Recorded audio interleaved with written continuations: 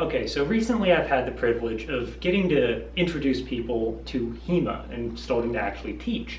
Now, this is something that I find really rewarding and enjoyable. I actually work as a teaching assistant at the university, so this is something that I actually want to branch into a career. Not necessarily for teaching HEMA, but I like teaching in general. This is something that is very enjoyable for me. But I found myself repeating a lot of the same advice time and time again, so I thought I'd go ahead and make a video and see if this advice might be helpful to someone else. Now, if you are an experienced HEMA practitioner, then a lot of what I have to say is not really going to be that helpful to you. But if you're just starting out, then this might be some valuable information.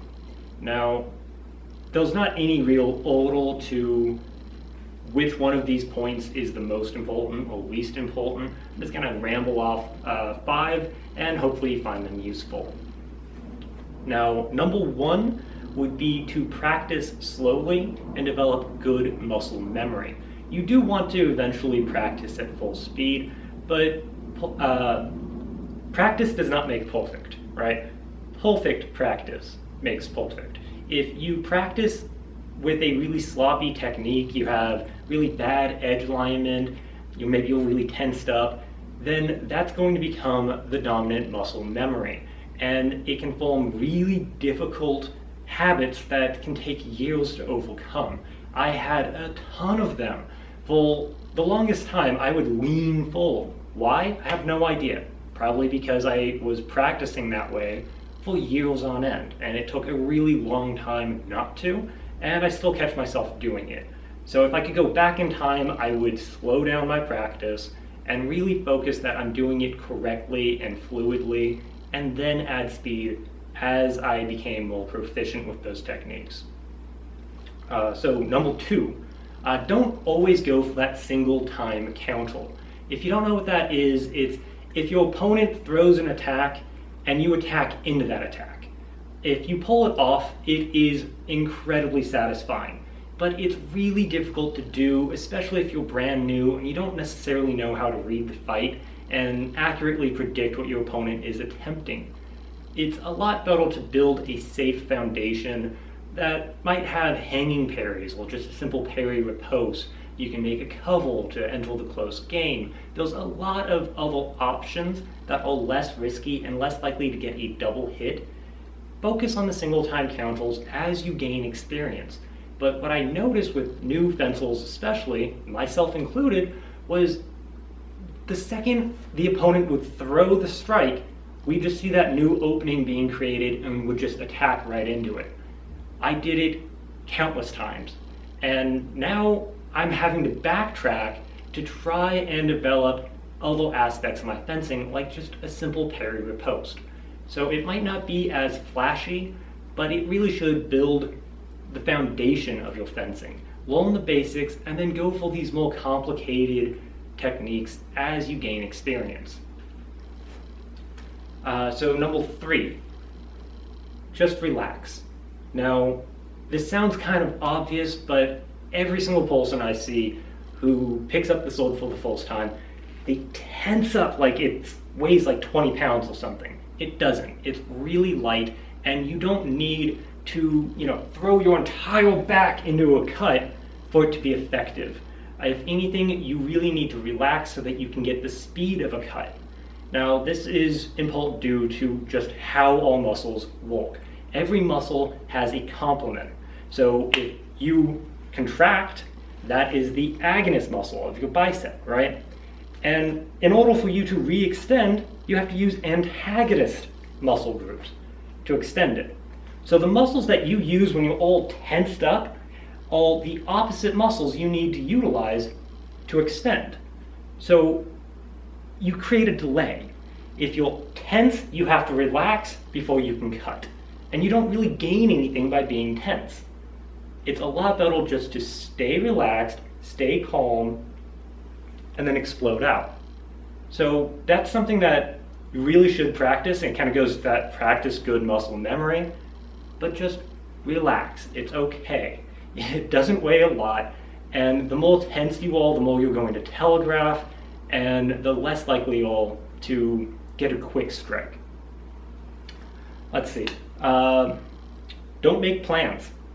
So again, right when I started off, and I see this constantly, I would make some complex plan. I would see someone in one position or another, and I would develop some super complex plan where I would do A, then B, then C, and finally, strike C would land me the victory, right? And it would never go my way.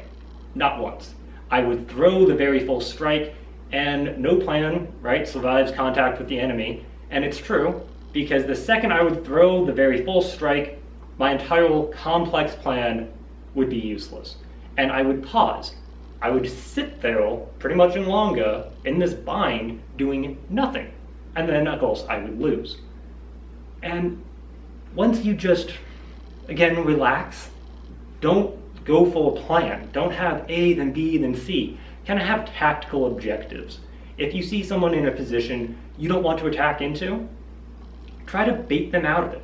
Try to get them to do something else.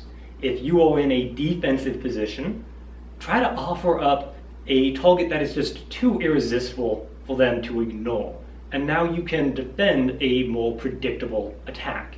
But just don't create this complex strategy, because the second you get involved in that exchange, it's not going to go your way. You're going to have this pause as you have to come up with some new complex plan on the fly.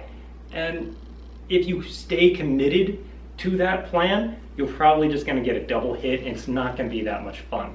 So stay calm, read the fight as it progresses, because every single strike will change the tactical options available to you. Everything changes in a split second in fencing, and you have to be open to change and move with it. Let's see, last point I want to make for this video is that not everyone fences the same way. And it's important to find a unique fencing style that works for you, right? So someone who's like 6'1" and is really gangly is going to fence very different from someone who is very short and thick. That's just the way it is. We all have different body mechanics, and we also have different strategies and ways of overcoming challenges. So don't expect your body or someone's fencing style to be absolutely the best way for you. There's a lot of different approaches to fencing, even just in the historical manuscripts. And that's because everyone is different. Now, I'm not saying ignore the advice of other people or don't read the manuscripts and just try to invent the wheel on your own. No. Use this, study fencing concepts, but also listen to your body. Listen to how, what feels comfortable to you, and build upon that. Honestly, I think one of the most interesting and satisfying things to do in HEMA is when you pull off that strategy that you kind of came up on your own, that little technique, that little trick. You still need good edge alignment and intensity, and you don't want to be reckless, so be careful. Don't just do crazy things just for the sake of being unique. But do listen to your body. Do things that make sense to you, and I think you'll have a lot more fun in HEMA. Now, that's all I have for these first kind of 5 beginner tips. I have a whole lot more kind of jotted down, but I wanted just to give this 5, see how you guys like the video, and whether or not there was a big enough community of beginners interested in this type of information. So let me know what you thought of the video, and I'll see you guys next time.